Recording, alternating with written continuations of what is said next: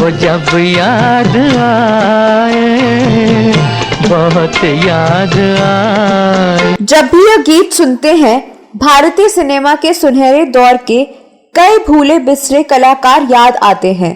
रोशन तुम्ही से दुनिया, रौनक तुम्ही जहां की।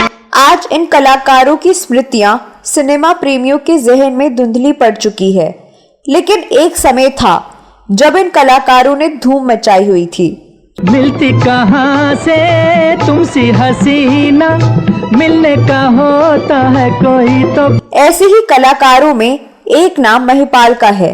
आज जब भी हम उन पर फिल्माए गए गीतों को सुनते हैं तो उनकी याद ताजी हो जाती है। आधा है चंद्रमा रात आधी, रह न जाए तेरी मेरी। आज जिस कलाकार की बात करने जा रही हूँ, उन्होंने इतनी धार्मिक फिल्में की कि लोग उन्हें भगवान मानने लगे थे।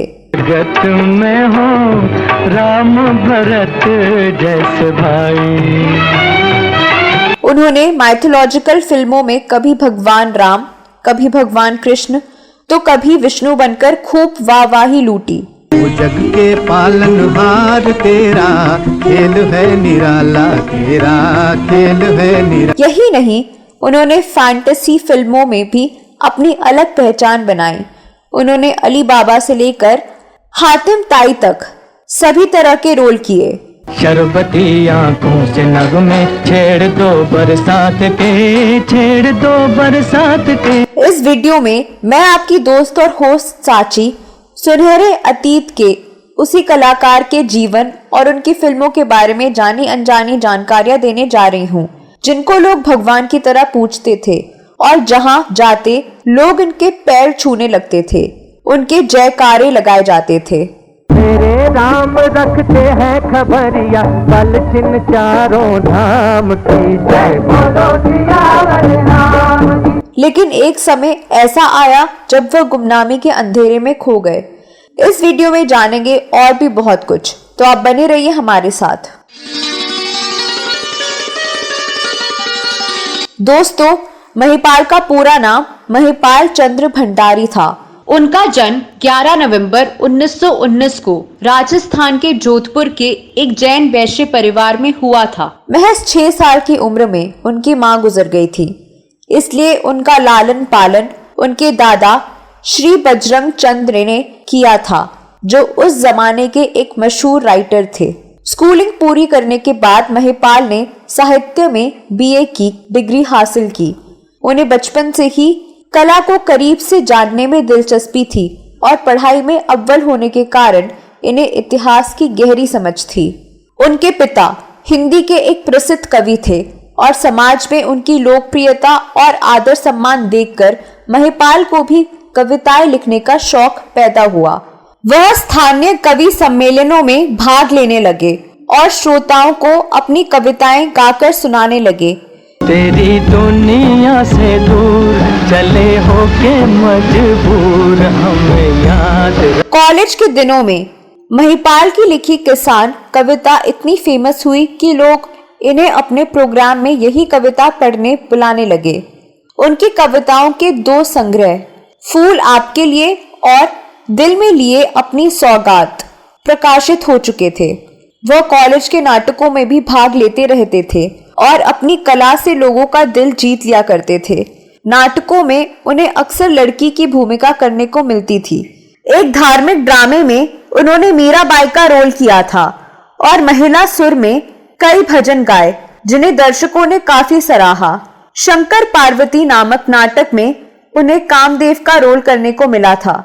हालांकि वह बचपन में अपनी पढ़ाई पूरी कर कॉलेज में प्रोफेसर बनकर शांतिपूर्ण ढंग से अपना जीवन व्यतीत करना चाहते थे, लेकिन फिर कविता लिखने का ऐसा चस्का लगा कि वह बम्बई आ गए गीतकार बनने, मगर किस्मत ने उन्हें अभिनेता बना दिया। ये बात बढ़ी तो लोग क्या कहेंगे, अजीब से प्यार कहेंगे, अजीब से प्यार कहेंगे। उनके अभिनेता बनने की कहानी भी काफी दिलचस्प है।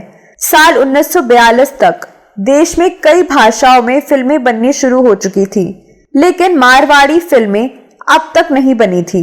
जब फिल्म निर्माता जीडी कपूर ने देश की पहली मारवाड़ी फिल्म बनाने का विचार किया तो उन्हें बॉम्बे में कोई कलाकार नहीं मिला।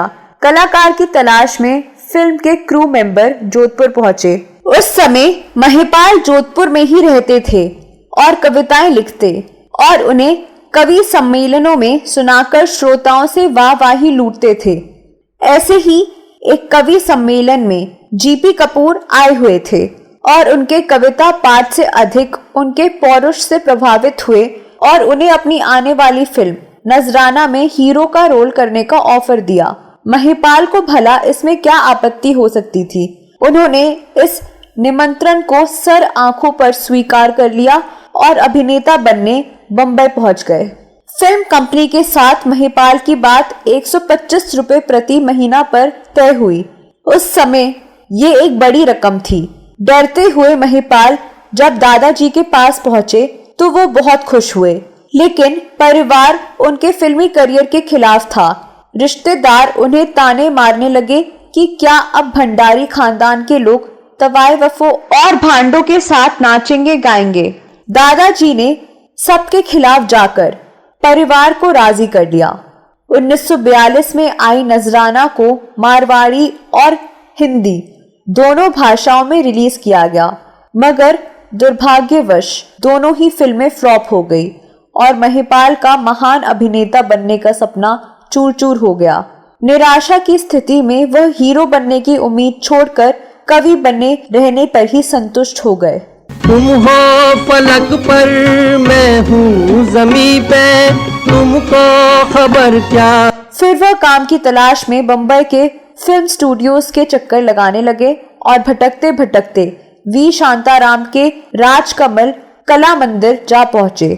शांताराम बंबई के अति व्यस्त निर्माता निर्देशक थे और किसी अनजान भाग्य आजमाने वाले व्यक्ति का उनसे भेंट कर पाना लगभग असंभव था। लेकिन एक दिन शांताराम का चपरासी डेविड थोड़ी देर के लिए अपनी जगह से हटा तो मौका देखकर वह सीधे उनके दफ्तर में घुस गए।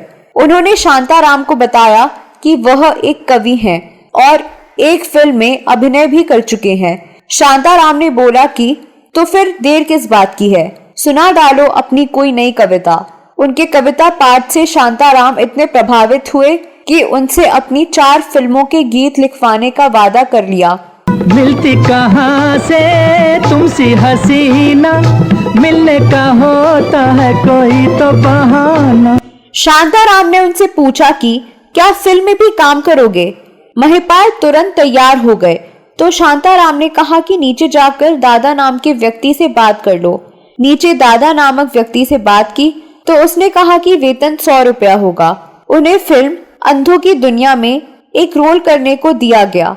उन दिनों राजकमल स्टूडियो के हर कर्मचारी को सुबह 9 बजे से शाम 6 बजे तक स्टूडियो में उपस्थित रहना पड़ता था।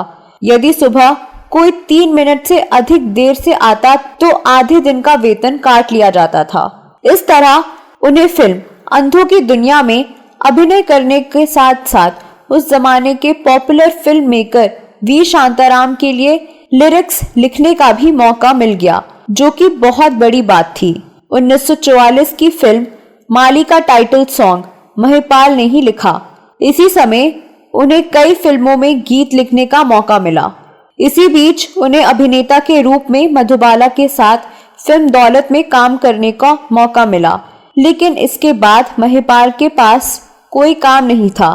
करीब 11 महीनों तक काम न मिलने की वजह से निराश हो गए। इसी साल उनके दादाजी और पिताजी गुजर गए, लेकिन एक दिन फिल्म मेकर होमी वाडिया के असिस्टेंट के कॉल से उनकी जिंदगी बदल गई। कॉल था श्री गणेश महिमा फिल्म के लिए। फिल्म में होमी वाडिया ने महिपाल को मीना कुमारी के ऑपोजिट भगवान गणेश के रोल में कास्ट किया। फिल्म जुबली हिट हुई और महिपाल का करियर फिर पटरी पर आ गया। यह पहली बार था जब महिपाल फिल्म में भगवान बने थे, लेकिन श्री गणेश महिमा के बाद ये सिलसिला चल पड़ा। एक के बाद एक कई धार्मिक फिल्मों में उन्हें काम करने का मौका मिला। वह संपूर्ण रामायण, वीर भीमसेन, वीर हनुमान, हनुमान पाताल विजय, जय संतोषी माँ जैसी हिट माइथोलॉजिकल फिल्मों में नजर आए। उन्होंने अपने एक्टिंग करियर में इतनी फिल्मों में भगवान राम, कृष्ण, गणेश और विष्णु का किरदार निभाया कि असल जिंदगी में भी लोग इन्हें भगवान मानने लगे थे। जहां जाते लोग उनके पैर छूने लगते, जयकारे लगाए जाते। ये वो जमाना था जब राज कपूर, दिलीप कुमार और देव आनंद जैसे बड़े कलाकार इंडस्ट्री में अपनी पहचान बनाए बैठे थे। इसके बावजूद महिपाल अपने हुनर से माइथोलॉजिकल फिल्मों से मशहूर हो गए।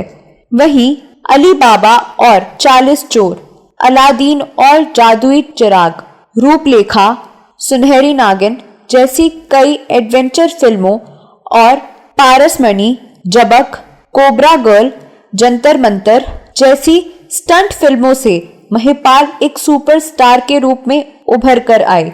इन फिल्मों के लिए महिपाल ने फाइट मास्टर अजीम भाई से घुड़सवारी और तलवारबाजी सीखी। 1959 में महिपाल को वी शांताराम की फिल्म नवरंग में दिवाकर की भूमिका करने का मौका मिला। इनके साथ संध्या लीड रोल में थी। फिल्म का गाना आधा है चंद्रमा, रात आधी और जा रे हट नटखट आज भी लोगों की जुबान पर है।